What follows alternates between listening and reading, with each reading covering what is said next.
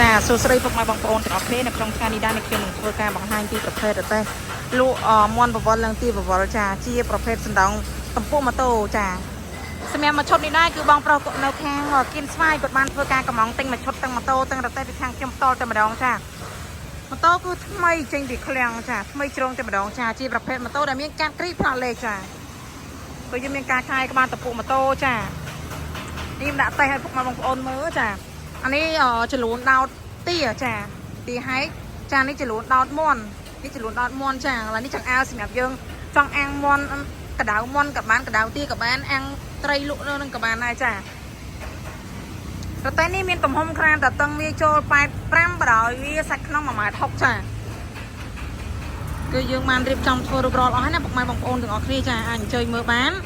ចាកន្លែងនេះគឺជាប្រអប់ដែលយើងដាក់ម៉ូទ័រចាអូនសុំបើកតិចអូនម៉ូទ័រចានេះម៉ូទ័រកវលអូនណានេះមានដុំភ្លើងមួយទៀតណាដុំភ្លើងចា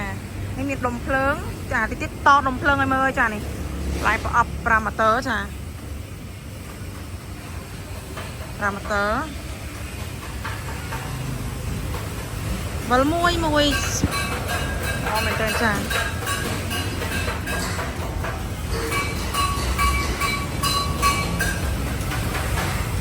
ហើយបានតពុះនេះយើងអាចដាក់ថាសបានកាប់ទីកាប់មន់អីក៏បាននៅលើនឹងចាហើយសម្រាប់ដបូលវាប្រភេទដបូលដែកចានេះខាងលើដបូលដែកមានស្លាបបើកអមសងខាងទាំងមុខទាំងក្រោយចាការពារភ្លៀងសាទៅពេលយើងលក់ដូរចា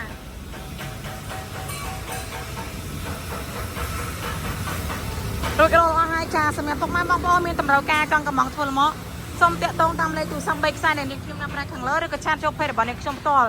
ឬក៏ចុចលើ link Telegram របស់នាងខ្ញុំក៏បានដែរចាសម្រាប់ទីតាំងនៅភ្នំពេញនៅផ្សារដើមស្កូវលើផ្លូវ271នៅទល់មុខធនាគារ ABA ចានេះចាជាចុងក្រោយនាងខ្ញុំសូមអរគុណពុកម៉ែបងប្អូនទាំងអស់គ្នាដែលបានតាមដានទស្សនាវីដេអូរបស់នាងខ្ញុំចាប់ពីដើមរហូតដល់ចប់ចាសូមអរគុណសូមជម្រាបលាអរគុណច្រើន